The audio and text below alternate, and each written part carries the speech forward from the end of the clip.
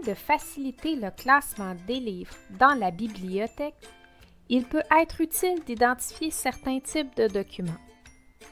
On retrouve 5 types de documents. Les documentaires, les bandes dessinées, les romans, les albums et les carnets de lecture. On reconnaît les documentaires par leur code numérique. On reconnaît les bandes dessinées par leur code commençant par BD. On reconnaît les romans par leur code commençant par les lettres du nom de l'auteur. C'est aussi le cas pour les albums et souvent pour les carnets de lecture. Les romans se retrouvent en plus grande quantité dans la bibliothèque. On identifie donc uniquement les albums et les carnets de lecture qui sont moins nombreux. Pour identifier les albums et les carnets de lecture, utilisez les étiquettes amovibles rondes Avery 1/4 pouce. Les albums ont beaucoup d'illustrations. Ce sont des livres qui se partagent.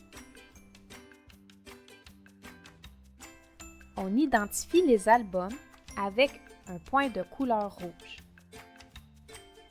Le point de couleur se fait à l'étape de la pose de l'étiquette de cote.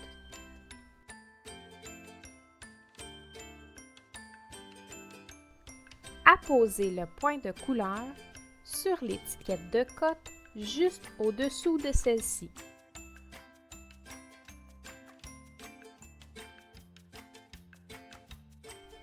Couvrir d'un protège-cote.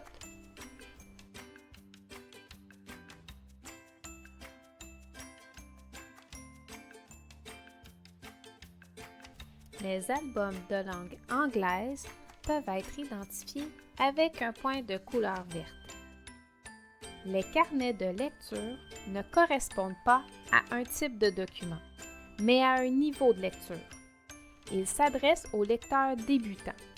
La cote commence souvent par les lettres du nom de l'auteur, mais peut aussi être numérique comme pour les documentaires.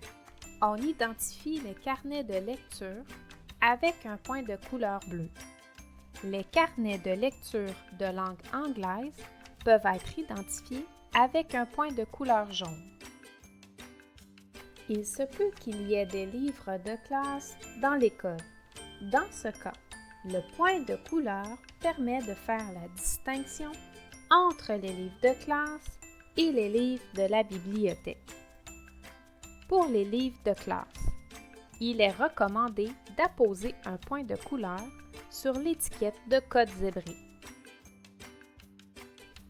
Utilisez, si possible, une couleur qui n'est pas utilisée dans la bibliothèque.